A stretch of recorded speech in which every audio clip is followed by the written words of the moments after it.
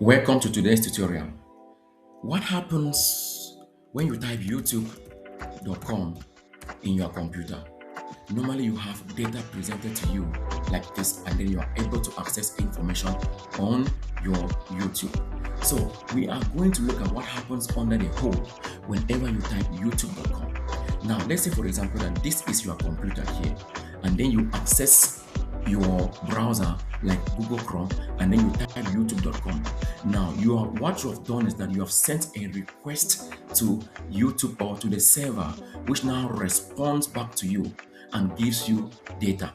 Now, but for this to happen, what happens along the way before you are able to gain access to that YouTube? There is what we call hop-to-hop transfer.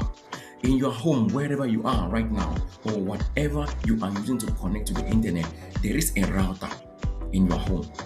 What that router needs to do is that it needs to learn the IP address and the MAC address of the next strategically placed router close to it, and then this other router is going to learn the IP address as well as the MAC address of this one. It learns this one, it also learns the MAC address of this, and then it finally presents or give that or access data that is found on that server, and then you are able to access that information. This is what happens under the hood. Now, how do we prove this? I am going to show you how you can see the number of hops. We call this hop-to-hop transfer.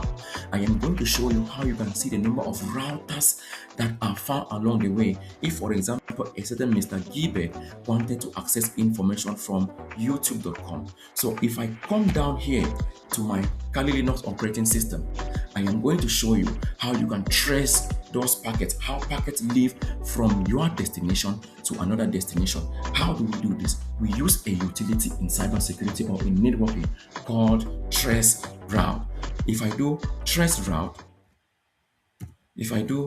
Traceroute and then I do youtube.com and I hit enter, it is going to immediately show me the IP address of youtube.com. This is the IP address of youtube.com.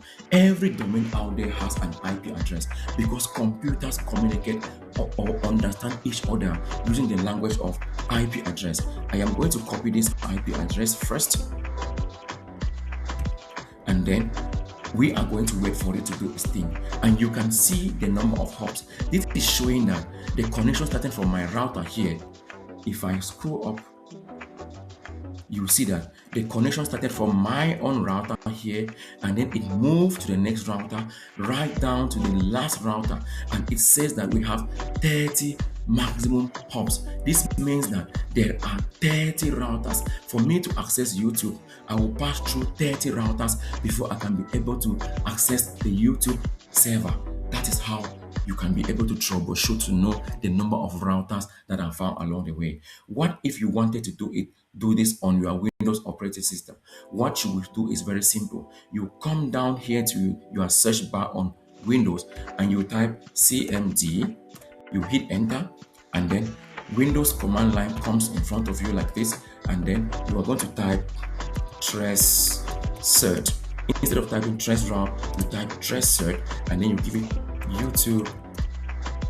youtube.com, and you hit enter, and then it comes back. You can take note that this is the same IP address that we had when we were looking for the number of hops that were transferring data on our Kali Linux operating system. You can see that this is the same IP address. So if I come back here, I'll wait for it to do its thing, and then we are going to continue with this tutorial. So for now, I am going to pause and wait for it to bring out its results.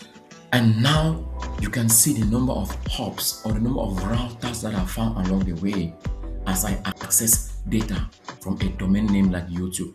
Now, the first one you are going to see here is that IP address of my own router.